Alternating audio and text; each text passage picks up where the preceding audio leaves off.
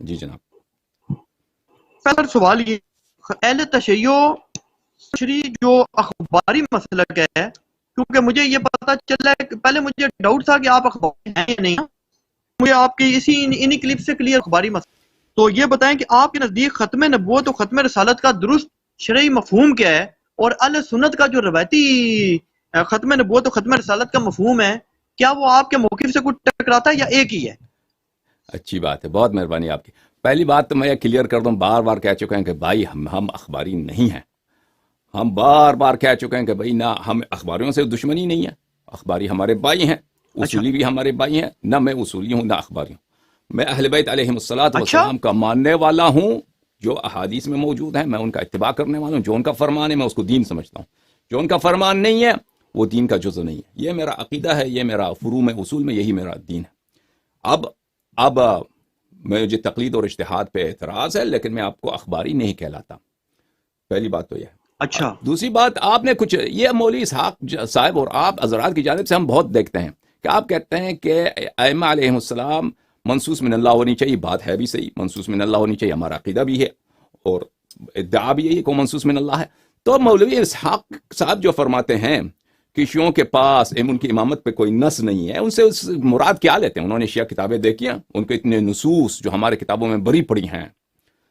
متواتر ہیں، یہ کیسے کہتے ہیں کہ شیعوں کے پاس نص نہیں ہے؟ مجھے یہ بات مجھے سمجھ نہیں آئی. ان کا یعنی شاید وہ ان کا مقصود کچھ اور ہے جو مجھے سمجھ نہیں آیا، یا شاید انہوں نے شیعہ کتابوں کو دیکھا نہیں. آپ مجھے سمجھائیں ان کا پوزیشن کیا ہے اس مسئلے پہ. سر، میری معلومات کی حد تک تو اہل تشیع سے ان کی جتنی اٹھنا بیٹھنا رہا ہے، شاید اہل سنت کے ساتھ بھی اتنا نہ رہا ہو. صحیح. وہ یہ جو مجھے ان کا موقف پتا ہے، جو مطلب ہے جو میں نے ان سے سنا ہے، پلس ان کی ویڈیو بھی اویلیبل ہے امامت کے اوپر لیکچرز میں، ان کا موقف یہ تھا، وہ کہتے تھے کہ یہ جو عقیدہ ہے نا امامت منصوص من اللہ، جی یہ اہل تشیع کا ایک ایسا عقیدہ ہے کہ اس پر ان کے پاس نص اس طرح سے نہیں ہے کہ کوئی ایک تو قرآن مجید فرقان حمید کی کوئی واضح آیت ایسی نہیں ہے ان کے پاس جیسے نبوت اور رسالت پر ہیں. اور انجینئر محمد علی مرزا جلمی صاحب سے آج بھی بلکہ گفتگو ہو رہی تھی، وہ بھی یہ کہہ رہے تھے کہ یار میرا تو یہ موقف ہے کہ اس میں نا اس قسم کی کوئی آیت اہل تشیع ہمارے بھائیوں کے پاس نہیں ہے کہ جو اس طرح ہونی چاہیے کہ جیسے نبوت اور رسالت کے بارے میں بالکل کلیئر ہے. بلکہ اس کی مثال انجینئر صاحب تو ایک اور بھی دیتے ہیں، وہ کہتے ہیں کہ اگر ایک جاہل مطلق شخص بھی اگر قرآن مجید فرقان حمید کو کھول لینا تو وہ یہ چیز کلیئرلی سمجھ سکتا ہے خود، بغیر کسی مفتی کے، عالم کے، محدث کے، آپ جیسے کسی مناظر کے سمجھانے کے کہ بھائی نبوت ایک چیز ہے، ایک رسالت چیز ہے، اور یہ نبی ہوتا ہے، ایک عہدہ ہے. لیکن وہ کہتے ہیں کہ جو یہ امامت منصوص من اللہ کا عقیدہ ہے نا، یہ نہیں سمجھ آتا ہے ایک عام شخص کو نا. اور ایک دوسری چیز، یہ ساق صاحب ایک دعویٰ کرتے تھے، یہ دعویٰ کرنے کی پوزیشن میں نہ میں ہوں نہ انجینئر محمد علی مرزا، کیونکہ ہم تو سچی بات ہے کہ اس معاملے میں جہل مطلق ہے. نہ صرف میں ہوں بلکہ انجینئر محمد علی مرزا صاحب کا بھی اس میں زیرو نالج ہے، صاف سی بات ہے. تو اسحاق صاحب نے البتہ کتابیں کھنگال دی تھیں، پورے دفتر پڑھ لیے تھے جو ان کے شاگرد بھی بتاتے ہیں، جو وہ خود بھی بتاتے تھے. اور وہ کہتے تھے کہ میری معلومات کے مطابق، یعنی مفتی اسحاق کی معلومات کے مطابق، اہل سنت تو چھوڑ دیں، اہل تشیع کی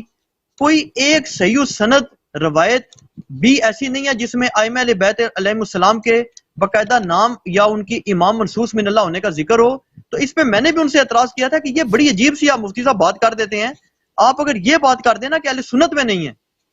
تو پھر تو سمجھ آتی ہے. لیکن وہ کہتے تھے یار یہ بات میں نے زندگی گزر گئی، اب یہ وہ ایگزیکٹ ان کے الفاظ نہیں ہوں گے، اللہ تعالیٰ معاف فرمائے میں غلط کہہ رہا ہوں گا، لیکن اب ظاہر وقت گزر گیا ہے، لیکن اسی قسم کا مفہوم میں بیان کر رہا ہوں کہ وہ کیا کرتے تھے کہ مطلب ہے زندگی گزر گئی ہے، نہیں ہے ان کے پاس. پھر مجھے یاد پڑتا ہے کہ انٹرنیٹ پہ نا ایک بھائی ہوتے تھے نادر زویری، پتہ نہیں آپ کو ان سے رابطہ ہے یا نہیں، revivingalislam.com کے نام سے ان کی ویب سائٹ تھی.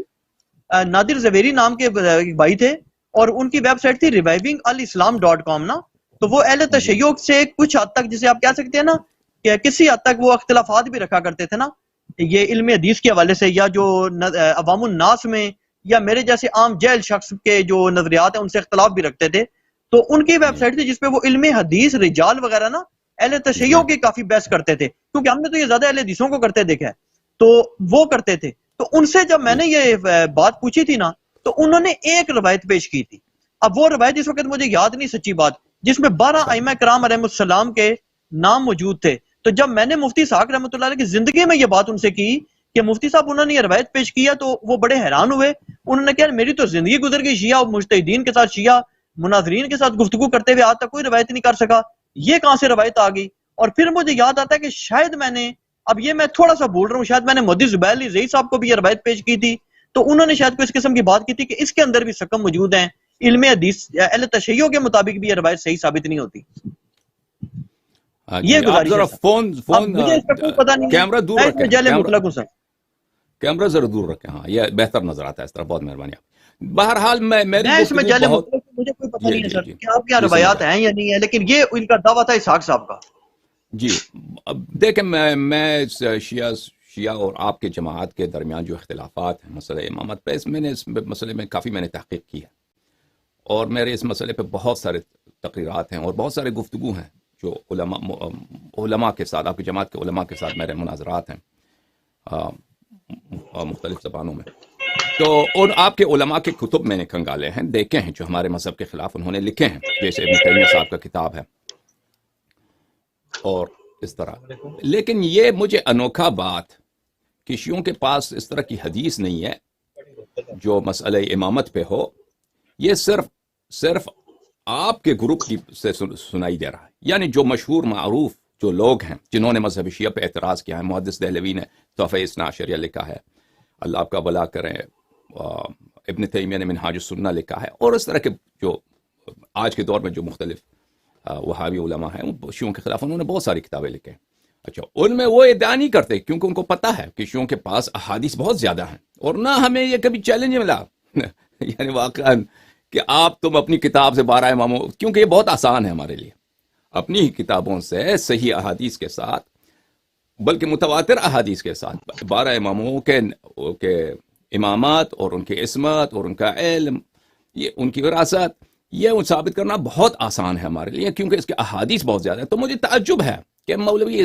اسحاق صاحب یہ کیسے ادعا کر سکتے ہیں کہ شیعوں کے پاس حدیث نہیں ہے، کیونکہ ہماری کتابوں میں حدیث بہت زیادہ ہے۔ ایک دفعہ آپ نے یہ کہا تھا نا، یہی بات تو میں نے آپ کے فیس بک پہ میں نے آپ کے سوال کے جواب میں ایک کتاب ہے بھلے اثبات الہداتی بالنصوص والمعجزات، اثبات الہدات ائمہ طاہرین ہادیوں کا اثبات کرنا نص اور معجزے کے ساتھ۔ تو اس کتاب کے صرف میں نے کچھ فہرستیں آپ کو دکھائے تھے، ابواب چیپٹرز کے نام، کہ ہمارے پاس کتنے حدیث ہیں، کہ ہر چیپٹر میں کئی ایک احادیث موجود ہیں۔ تو اگر آپ کتاب کافی میں یہ بھی کہ صحیح حدیث کیا ہوتی ہے اور صحیح حدیث کیا نہیں ہوتا، یہ بھی کوئی مسلم بات قرآنی آیت یا قرآنی یہ روایت سے تو ثابت تو نہیں ہے کہ نص سے ثابت ہو، یہ خود مسئلہ متنازع فی ہے کہ صحیح حدیث کیا ہے اور ضعیف حدیث کیا ہے، کس چیز سے حدیث صحیح بند۔ بہرحال ہمارے پاس یہ بات متواتر ہے، یعنی اگر کسی وقت آپ جاننا چاہیں اسی موضوع پر تو ہم آپ اپنے کتب سے جو اصطلاحی صحیح حدیث ہے جو مشہور و معروف ہے کہ مثلا روایت سب ثقات ہوں، توثیق شدہ ہوں اور اس میں کوئی انقطاع نہ ہو، تو اس لحاظ سے بھی دیکھیں تو ہمارے پاس بہت زیادہ ہے۔ اور اگر اس سے بڑھ کر کہ ایسے احادیث جو قطعی الصدور ہوں، ان میں ایسے قرائن ہوں کہ قطعی الصدور ہوں، تواتر کے لحاظ سے مثلا ثابت ہو، یا کوئی اور ایسے شواہد و قرائن ملیں کہ قطعی الصدور، دونوں لحاظ سے ہم اس آپ کو دکھا سکتے ہیں کہ ہم اس احادیث کے ہمارے مذہب میں کوئی کمی نہیں ہے۔ بات رہی کہ قرآن مجید فرقان حمید میں ایسی بات ہو کہ اس سے امامت ثابت ہو جائے۔ دیکھیں، یہ ابھی میں آپ کی خدمت میں عرض کروں کہ میں نے قرآن مجید کے متعلق میرے بہت ساری تقریرات ہیں عربی زبان میں اور فارسی زبان میں، لیکن اردو زبان میں میری کوئی شاید تقریر نہیں ہے۔ یہ ایک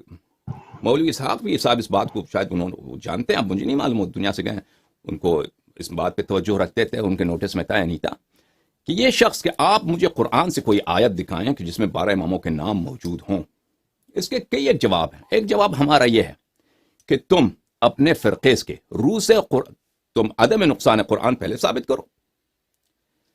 آپ جو مولوی صاحب کا جو فرقہ ہے، آپ لوگ جو اپنے آپ کو اہل سنت و جماعت کہتے ہو، جو ابو بکر، عمر، عثمان اس کی خلافت پہ ہم سے اختلاف ہے، آپ اپنی مذہب کی روح سے پہلے قرآن کی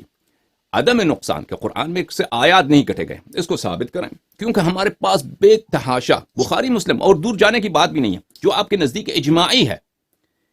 اس کے روح سے ہم ثابت کریں گے آپ کے لیے کہ قرآن بہت ناقص ہے آپ کے مذہب کے روح سے۔ اور یہ بھی نہیں کہ گڑبڑ کر کے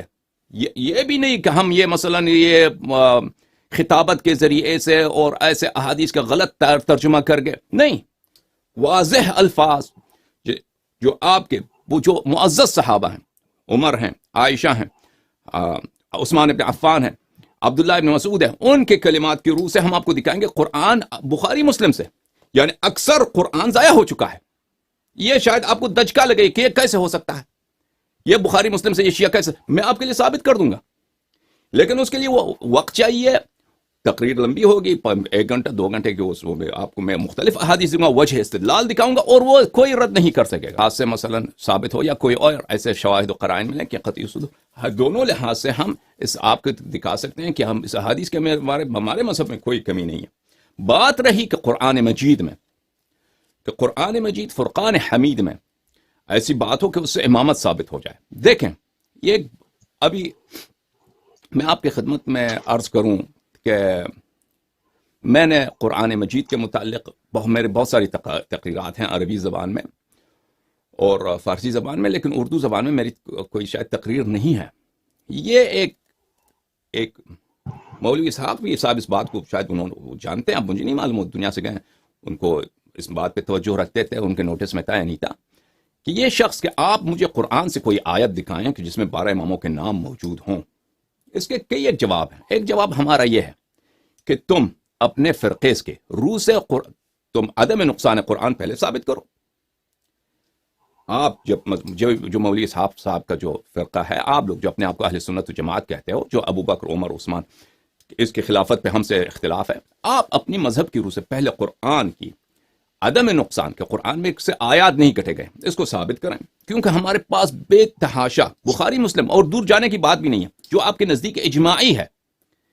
اس کے روح سے ہم ثابت کریں گے آپ کے لیے کہ قرآن بہت ناقص ہے آپ کے مذہب کے روح سے۔ اور یہ بھی نہیں کہ گڑبڑ کر کے، یہ بھی نہیں کہ ہم یہ مثلاً یہ خطابت کے ذریعے سے اور ایسے احادیث کا غلط ترجمہ کر گئے، نہیں، واضح الفاظ جو آپ کے وہ جو معزز صحابہ ہیں، عمر ہیں، عائشہ ہیں، عثمان بن عفان ہیں، عبداللہ ابن مسعود ہیں، ان کے کلمات کی روح سے ہم آپ کو دکھائیں گے قرآن بخاری مسلم سے، یعنی اکثر قرآن ضائع ہو چکا ہے۔ یہ شاید آپ کو دھچکا لگے کہ یہ کیسے ہو سکتا ہے، یہ بخاری مسلم سے یہ شیعہ کیسے، میں آپ کے لیے ثابت کر دوں گا، لیکن اس کے لیے وہ وقت چاہیے، تقریر لمبی ہوگی، 1 گھنٹہ 2 گھنٹے کے اس میں آپ کو میں مختلف احادیث دوں گا، وجہ استدلال دکھاؤں گا، اور وہ کوئی رد نہیں کر سکے گا۔ تو پہلی بات تو یہ ہے کہ آپ پہلے ثابت کرو کہ آپ کے دین میں ایسے ان چیزوں کو آپ شیعوں پہ جو تانا لگایا جاتا ہے کہ شیعہ قائل بالتحریف ہیں، میں ہمیشہ کہتا ہوں کہ میرے شیعہ بھائیوں، جو بھی آپ سے کہے کہ تم شیعہ قرآن تحریف کے قائل ہو، تو ان سے یہی جواب کہتے ہیں کہ قرآن کے متعلق، تحریف قرآن کے متعلق ہمارا وہی قول ہے جو ابو بکر کا ہے، جو عمر کا ہے، جو عائشہ کا ہے۔ اگر کوئی قائل بالتحریف، قائل بالنقصان کا قول یہ باعث کفر ہے تو تم خود پہلے ان کا جواب دے دو۔ پہلی بات تو یہ ہے کہ قرآن اگر آپ کے نزدیک بری طرح ناقص ہے، مثلا ایک کتاب ہے اس کے 90 صفحے غائب ہو چکے ہیں، 100 سے 80 صفحے نہیں ہیں، تو اگر کوئی شخص ہم سے مطالبہ نہیں کر سکتا کہ باقی 20 صفحوں میں آپ کسی چیز کو ثابت کریں، کیونکہ جو ضائع ہو چکا ہے اس میں بہت کچھ ہوگا جو نہیں ہے، اور یہ آپ کے مذہب کی روح کے موازین کے متعلق میں بات کر رہا ہوں۔ پہلی بات تو یہ ہے۔ دوسری بات یہ ہے کہ اگر جب بھی کوئی شخص چاہے کہ ہم قرآن کی روح سے ثابت کریں امامت، تو ہم حاضر ہیں، لیکن اس کے لیے ہمیں تفصیل کی ضرورت ہے، وقت کی ضرورت ہے۔ ہم اہل بیت طاہرین علیہم الصلاۃ والسلام کہ وہ اوصاف قرآن مجید میں آئے ہیں، اسم اگر آتا، ہمارا موقف یہ ہے اگر اسم آتا تو اسم سے تو کچھ نہیں بنتا۔ دنیا میں مثلا جعفر تو بہت ہے، اگر قرآن میں ایسی ہوتی آیت کہ آپ کا چٹا امام جعفر ہے، امام جعفر صادق علیہ السلام کا نام ہے، تو خدا جانتا ہے مسلمان ہر ایک گھرانہ اپنے بچے کا نام جعفر رکھتا ہے، اس زمانے میں آج تک رکھتے، اور کتنے لوگ ادعا کرتے ہیں کہ یہ جعفر وہی جعفر ہے، یہ جعفر وہی جعفر ہے جس کا قرآن میں آیت موجود ہے کہ آپ کا امام ہوگا۔ کسی نبی کریم صلی اللہ علیہ وسلم کی حدیث لا نبی بعدی، ایک شخص آیا، اس نے کہا میرا نام لا ہے، لا نبی بعدی، اس نے کہا میرا نام لا ہے، تاکہ وہ اپنی نبوت ثابت۔ اگر اس طرح نام سے اوصاف وہ قرآن مجید نے بتایا، انما یرید اللہ لیذھب عنکم الرجس اہل البیت ویطہرکم تطہیرا، ان آیات کی روح سے، آئے اولو الامر کی روح سے، ہم انشاءاللہ تبارک و تعالی آئے اعطاء خاتم کے رکوع میں انہوں نے انگوٹھی دیا، اس کے روح سے ہم ثابت کریں گے کہ قرآن کی روح سے اہل بیت طاہرین علیہم الصلاۃ والسلام کی امامت ثابت ہے، لیکن اس کے لیے وقت کی ضرورت ہے. اگر کبھی آپ چاہیں تو ہم اس موضوع پہ تقریر کر سکتے ہیں اور آپ کو دکھا سکتے ہیں. بہرحال یہ ہم آپ کی خدمت میں حاضر ہیں اگر آپ ادامہ دینا چاہیں بھائی صاحب. خدا را شو حسین جانا